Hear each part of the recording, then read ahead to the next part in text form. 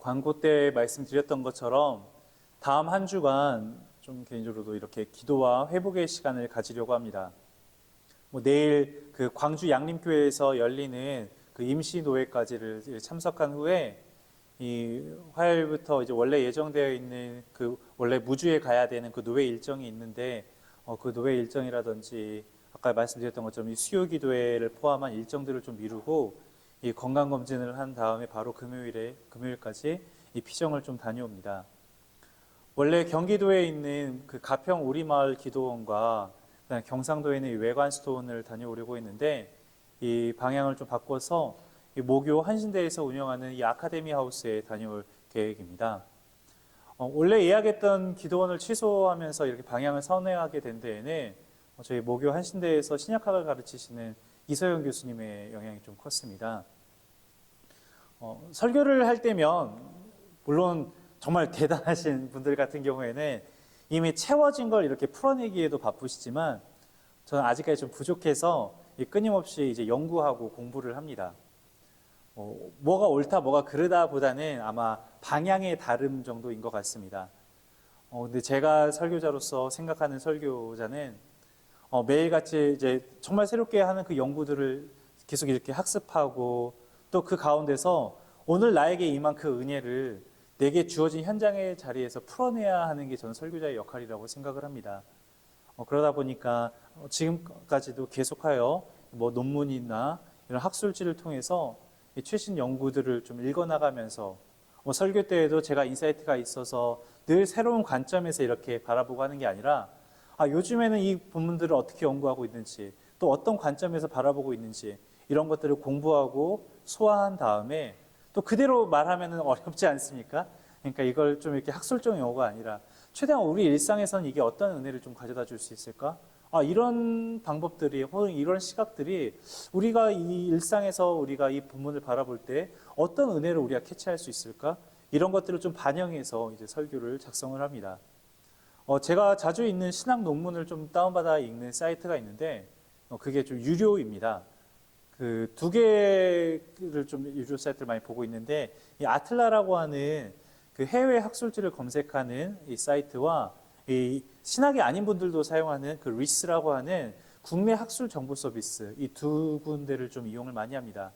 그런데 이 학교를 통해서 아이들을 받으면은 할인된 가격에 이 논문들을 이용할 수가 있는 거예요.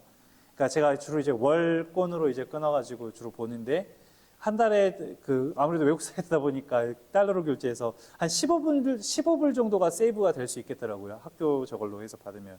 그러니까 한 2만 원 정도가 아껴지니까 1년이면 24만 원이면은 이거 치킨이 몇 마리입니까? 그래서 마침 생일 때 그때 다른 통화로 이렇게 연락을 하다가 축하 전화를 주신 김에 이런저런 이야기를 나누다가 사실 제가 다음 주에 피정위에서 이 사람들과 좀 마주치지 않는 기도원으로 좀 들어가려고 하는데 가는 길에 학교 들러서 도서관 일을 보러 가려 한다라고 이야기를 했었죠. 그러다가 너무 좋은 소식을 듣게 된 거예요. 저희 학교에서 이제 그 419탑 쪽으로 조금만 올라가다 보면은 아마 올해 물론 다 여기 계신 분들은 7, 80년대에 다 계셨으니까 다 기억하시겠지만 그 아카데미 하우스라는 건물이 있습니다. 호텔로도 유명하고 특히 좀 연배가 있으신 분들에게는 예전에 그 민주화 인사들이 이제 여기서 여러 가지 행사들을 많이 해서 정치권 회합의 장소로 이렇게 많이 등장했던 그 건물인데 사실 이 건물이 정치적인 장소가 아니라 1966년에 독일 교회에서 후원을 받아가지고 세워진 건물입니다. 네, 이 건물인데요. 그런데 최근에 이 아카데미 하우스가 리모델링을 마치고서 아직 다시 오픈을 하지 않아가지고 사람들이 오픈이 안 돼 있는데 그럼에도 학교에서 이제 외국인 교수님들이라든지 아니면 채플 설교를 하러 강사분들이 오시면은 그 게스트하우스로 묵는 이 아카데미 하우스 안에 영성의 집이라는 별채가 있는데 그곳에서 이제 그 교수님이 이렇게 초대 저걸 해주셔서 머물 수 있게 해주신다는 거예요. 거기서 이제 머물면서 책 읽고 기도할 수 있게 해주신다는데 좋은 숙소에서 반 가격에 머물 수 있다는 것도 너무나 이제 설렜었습니다만 너무 좋았던 게 지금 아직 가오픈 중이라서 그곳에 사람들이 없어가지고요. 혹시라도 나중에 이곳을 방문하실 분들이 있다면 한번 그냥 그 북한산 진입로도 그 근처에 있어서 가는 길에 방문하시면 좋겠습니다만, 정말 밑으로는 통일문화원 하나 있고요. 저도 연수차 옛날에 한번 가봤었는데 통일문화원 하나 있고, 그 다음에 저 그 천이 하나 흐르고 있는데 그 맞은편으로는 그 신익희 선생님 묘소 외에는 정말 주변에 건물 아무것도 없는 외딴 곳이거든요. 그래서 정말 이 산에 들어가서 사람들과 마주하지 않고 하나님과만 깊은 대화의 시간을 좀 이렇게 갖고 올 수 있을 것 같습니다. 저도 다른 짐들 없이 이제 세 권의 책과 그다음에 올해 연중 계획서만을 가지고서 다녀오려고 하는데요. 원래 대개 목사님들이 이제 신년을 시작하면 혹은 연말 연시에 신년 목회 기도를 많이 다녀옵니다. 저도 주변의 다른 목사님들께서 연말 연시에 한 일주일 정도 같이 다녀오지 않겠냐는 제의를 받기도 했었었는데, 그냥 바쁘다는 걸 좀 핑계로 혹은 여러 가지 이유로 이 정한 계획대로만 그냥 올해를 따라가려고 했습니다.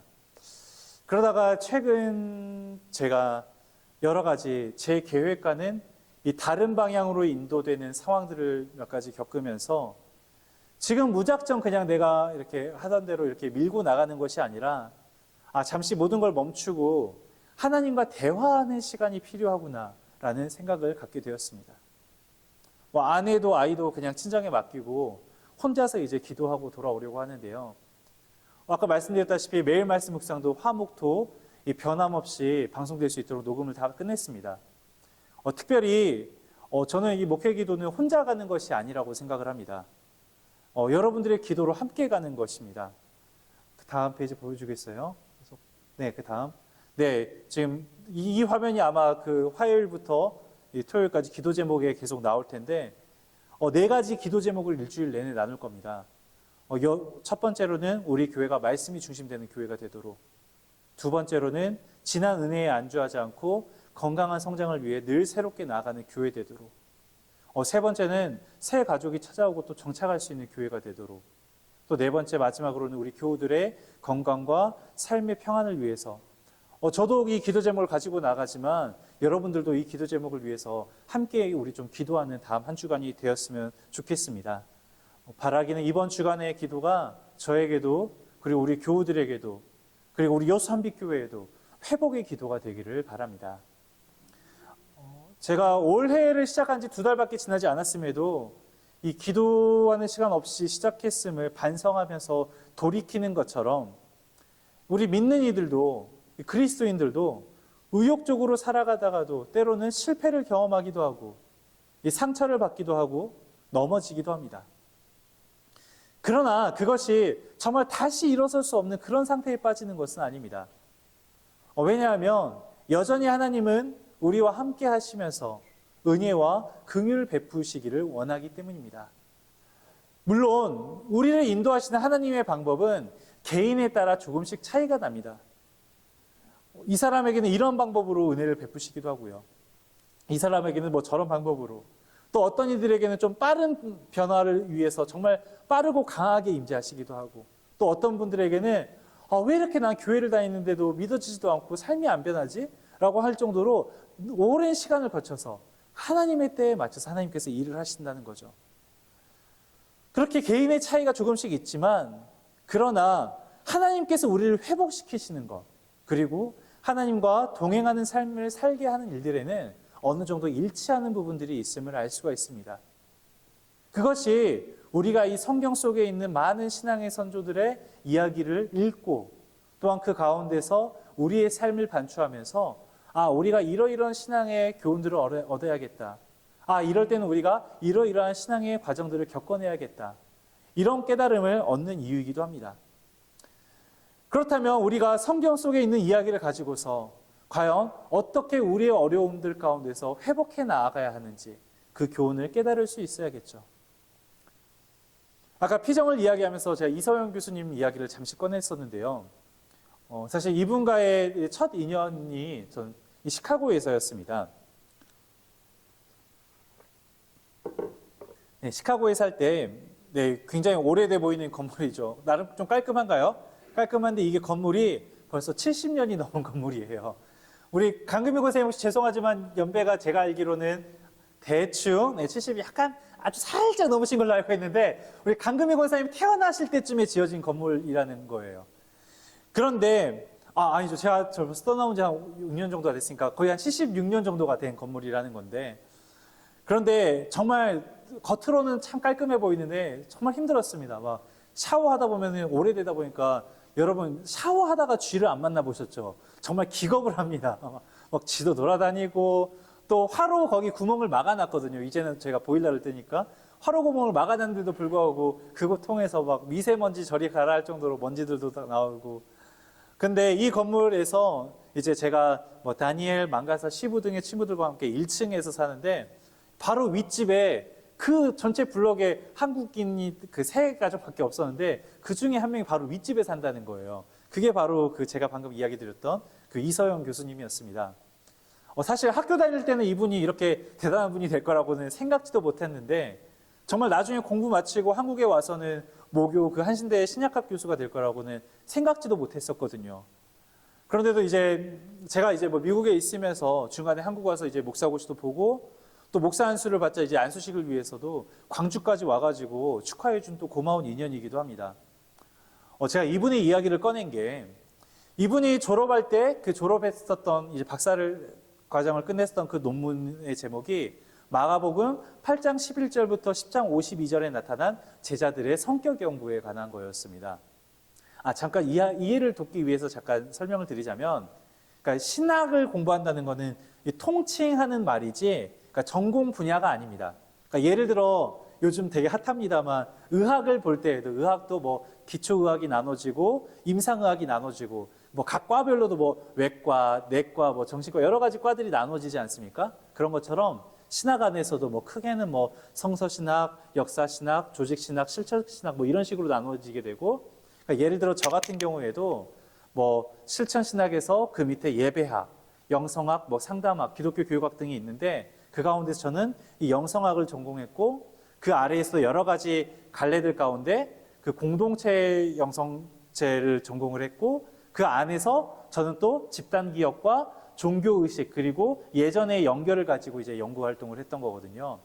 그렇듯 이분도 이 신약학 교수 한 명으로 이제 신약학을 가르치시지만, 특별히 이제 전공을 하신 거는 복음서, 그 안에서도 이 큐복음이라고 해서 마태, 마가, 누가, 이 공관복음이라고 하는 이 복음들의 원형이 되는 그 사본을 연구하고, 그 가운데서도 이제 마가복음을 중심으로 이 마가복음 8장과 10장 사이에 있는 이 제자들의 이 캐릭터 사이콜로지, 그러니까 인물 성격 연구로 졸업을 하신 겁니다.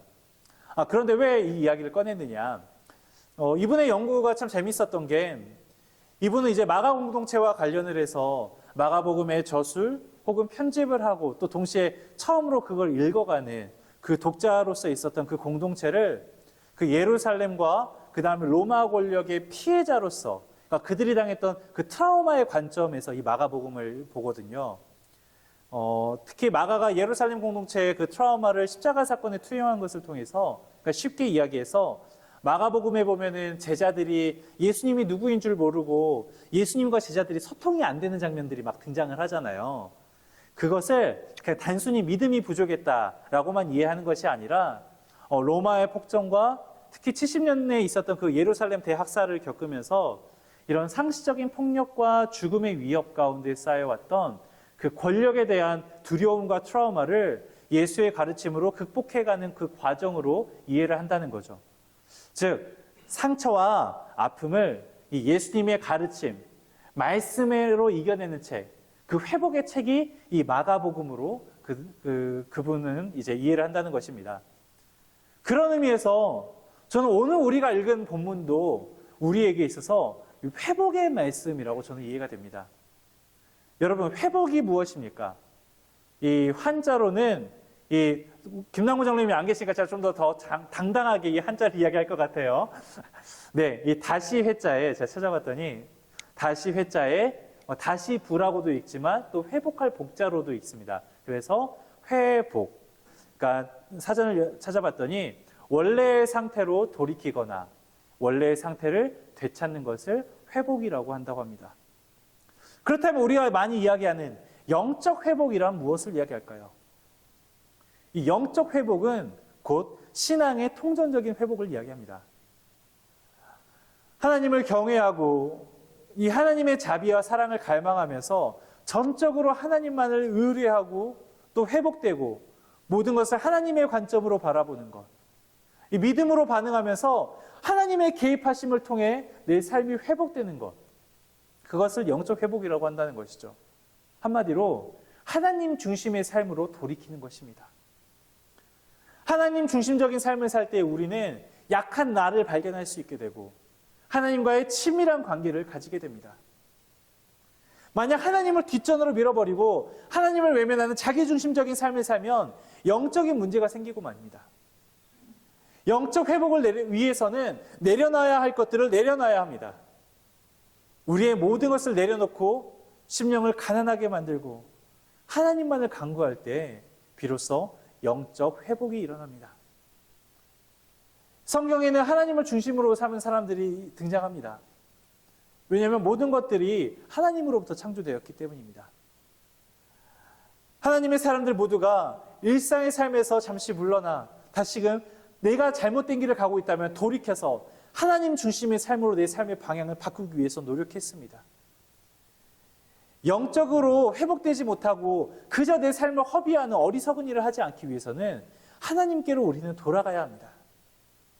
비록 내가 삶 가운데서 일상 가운데 살아가지만 내 삶의 주인이 하나님이라는 것을 고백하는 시간, 우리가 적어도 그러한 회복을 위해서 늘 일주일에 한 번씩 갖는 시간을 뭐라고 합니까? 우리 주일에 갖는 시간을 이응 뭐라고요? 예배.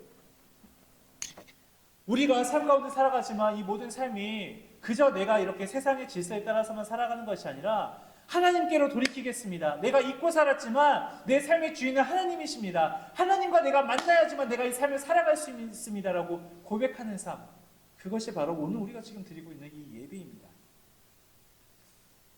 그렇다면 단순히 우리가 회복이 된다는 것, 그것은 이 예배 시간에만 드리는 겁니까?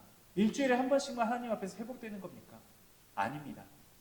이 예배 시간에만 하나님께 나를 드리는 것이 아니라 오히려 나의 삶의 현장에서도 우리의 모든 것을 드리면서 내 삶의 주관자가 누구인지를 고백하는 것.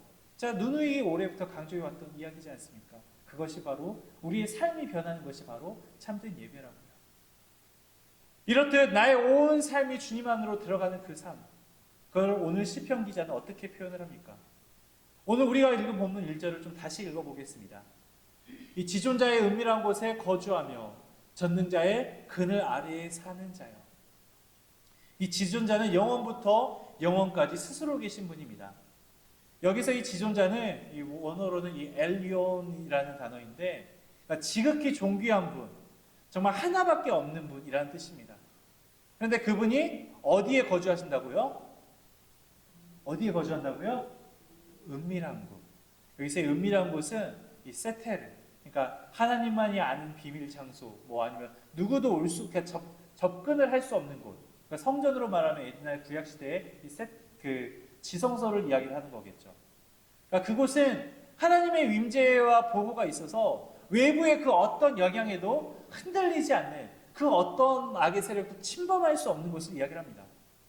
그런데 여러분, 오늘 이 시편을 읽는 우리가 지금 어디에 살고 있다고요? 방금 지존자의 은밀한 곳, 바로 그 지성소와 같은 곳에 살고 있다는 것입니다. 그런데 이제 그 뒤에 그렇게 은밀한 곳에 거주하며, 그리고 이어서 또한 뭐라고 표현을 하고 있죠? 전능자의 어디에 살고 있다고요? 그늘 아래 살고 있다고요. 이 그늘은 원어로는 이 보호, 안위라는 뜻이고, 여기서 이 전능자라는 표현은 여러분들 찬양 가운데도 많이 나오는 그 단어입니다. 이 엘샤다이, 엘샤다이라는 뜻인데, 이 원어로 적혀 있는데, 이 샤다이는 이 아카드어에서 이 샤드, 이 가슴을 이야기합니다. 어머니의 가슴을 이야기를 합니다. 그러니까 여기에서 샤다이라는 어미까지 붙이면은 이것은 나의 가슴이시다라는 뜻입니다. 그럼 이거 딱 우리 옛날 영어 했을 때 직독직해라면은 뭐 어떻게 해석이 돼요? 하나님은 내 어머니의 가슴이시다라는 말이 되잖아요. 아, 대체 이게 무슨 해괴한 말입니까? 그런데 여러분, 어머니의 가슴을 한번 떠올려 보십시오. 어떤 단어가 떠오르시나요? 사랑, 헌신, 뭐 따뜻함, 그리고 또 우리 어린 아이들은 어머니의 젖으로부터 생명을 유지하는 영양분을 또 공급받지 않습니까? 이런 맥락에서 이 엘샤다이는 그저 우리가 전능하신 하나님이라고 성경에서 많이 표현을 합니다만, 이 엘샤다이는 모든 필요를 공급하시는 하나님으로 해석을 할 수가 있습니다. 그러므로 이 전능자의 그늘 아래 거한다는 말씀은 어머니가 아이를 품어서 보호하듯이 우리를 포근히 안으시고 우리의 모든 필요를 공급하시면서 보호하신다는 뜻이죠. 그렇게 2절에서는 그런 자여라고 하면서 뭐라고 또한 이야기를 합니까? 나는 여호와를 향하여 말하기를 그는 나의 피난처요 나의 요새요 내가 의뢰하는 하나님이라 하리니. 그러니까 하나님께서 그 어머니의 품 안에서 보호받듯이, 그리고 정말 그 지성소에서 그 어떤 외부의 침입도 침범하지 못하게 나를 지켜주시듯이 나의 피난처요 요새요 내가 의뢰하는 분이라고 하는데, 이를 3절에서 더 자세히 이야기를 합니다. 이는 그가 너를 새 사냥꾼의 올무에서와, 왜 올무에 한번 짐승이 걸리게 되면은 그 덫에서 빠져나오려고 발버둥치면 발버둥칠수록 더욱더 깊게 빠지지 않습니까? 그 올무에서와 또한 심한 전염병, 우리도 지금 코로나 시기를 지나왔습니다만 정말 우리가 무력해지는 순간이지 않습니까? 그런 심한 전염병에서 건지실 것이미로다. 여러분, 참 어려운 시기를 우리는 살아가고 있습니다. 물론 겉으로 보기에 이 세상은 물질적으로나 외형적으로나 날이 갈수록 발전하여 점점 더 풍족해지고 있습니다. 하지만 정신적 내면적으로는 점점 더 피폐해지며 갈급함을 느낍니다. 이 세상 사람들은 말할 것도 없고 많은 믿는 이들마저도 이 세상 풍파와 원수의 공격과 문제들로 인해서 쉽게 좌절하고 때때로 미움과 불신, 이 시기와 질투 같은 것들을 생각할 수밖에 없게 만듭니다. 그러다 보니 서로 간의 관계 속에서도 상처를 주고 또 상처를 받고, 올무에서 발버둥 치면 칠수록 상처 있는 그 짐승처럼 정말 전염병 아래 아무것도 할 수 없는 나약한 이들처럼 우리는 막 열심히 막 세상 안에서 달려가고 내가 정말 성실하게 살아가고 열심히 일하는 것만 같은데, 그런데도 불구하고 뭔가 공허하고 힘들다는 것입니다. 그렇기 때문에 우리는 잠시 그 분주한 달려감을 멈추고 눈을 감고 손을 모으고 무릎을 꿇고 주님과의 대화의 시간을 갖는다는 것입니다. 그러나 그게 쉽지가 않습니다. 우리의 생각과 마음 그리고 우리의 삶을 그리스도께 복종시킨다는 것이 참 어려운 시대를 살아가고 있습니다. 이미 우리 생활 깊숙한 곳에 이 세속 문화들이 자리 잡고 있기 때문입니다. 다양한 매체들을 통해 다가오는 정말 그런 전투적인 세속적 메시지에 영향을 받고 있습니다. 이런 요소들이 우리의 마음을 흐리게 하고 혼잡하게 함으로써 우리는 영적 생명력을 잃어가고 있습니다. 그렇게 오늘 그리스도인들은 어느 때보다도 말씀과 기도로 우리의 신앙을 새롭게 다짐해야 하는 그 과제 앞에 직면해 있는 것입니다. 그러한 시대적 위협 앞에서 우리는 어떻게 마음과 영혼을 지킬 수 있느냐? 그것은 아까 처음 1절에서 나왔던 것처럼 바로 다시금 하나님의 그늘 아래로 돌아가는 것입니다. 세상의 그늘 아래 살아가는 것이 아니라 아이가 어머니의 품 안에서 어머니의 젖을 먹고 살아가듯이 하나님의 말씀을 먹으면서 기도 가운데 세상이 아닌 하나님과 눈을 맞추면서 살아가는 삶. 만일 지금 우리가 이 시대 가운데 교회가 위기이다, 기독교가 쇠락해가고 있다고 이야기를 한다면 지금 우리 기독교인들에게 필요한 것은 어떤 세상의 건물보다 더 커다랗고 화려한 건물이요?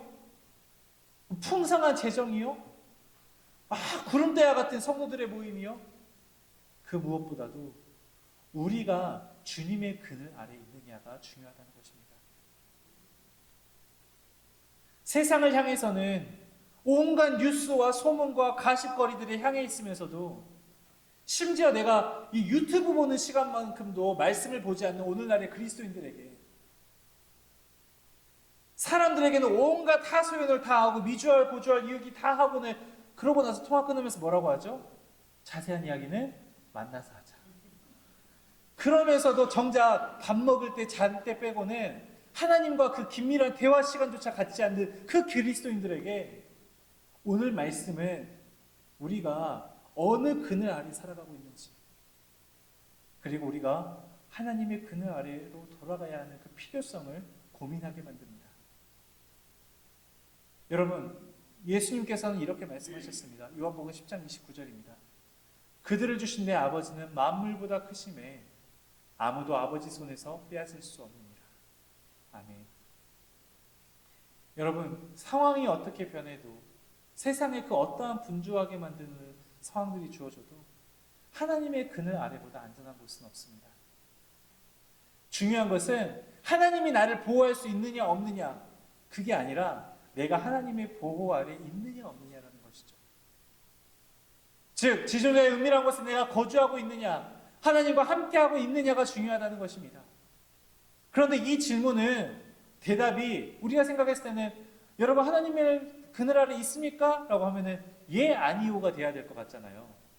그런데 실제로는 그냥 단순히 예, 아니오가 아니라 훨씬 다양한 답변들을 우리는 경험하고 있습니다. 아예 하나님을 부인하면서 하나님의 그늘 같은 건 생각지도 않는 사람이 있겠고요. 또 어떤 상황에서도 하나님과 함께하며 그 그늘 아래에 거하는 사람도 있겠죠.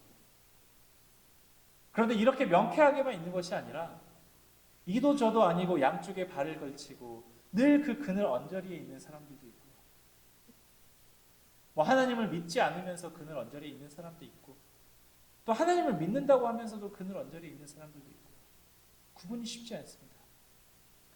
그늘 밖에서 살다가 한 번씩 그늘 안으로 들어오는 사람, 자기 어려울 때만 그늘 안으로 들어오는 사람도 있고, 또 반대로 늘 그늘 안에 있는 것 같은데 정말 내 삶에 중요한 문제가 있을 때는 오히려 그늘 밖에 나가서 해답을 찾으려는 이들이 있기도 합니다. 오늘 여러분의 신앙 가운데서 어느 곳에 위치해 있는지 여러분 각자의 삶에 대해서 저도 정확하게 알지 못하겠습니다. 오늘 교회에서 예배 드리고 있다고 해서 정말 내 삶을 주님의 그늘 아래 거하게 하고 있는지, 아니면 그저 일주일에 한 번만, 주일에만 그 그늘을 찾아오는지, 아니면 이럴 때는 그늘 아래 잘 있다가도 하나님의 그늘 밖으로 정말 내가 필요한 문제가 됐을 때는 오히려 그 그늘 밖으로 나아가는 것은 아닌지 저희가 어떻게 알 수 있겠습니까? 그러나 여러분이 지금 어느 곳에 있든지 어떠한 상태에 있든지 다양한 현상과 위치에도 나아가야 할 정답은 단 하나입니다.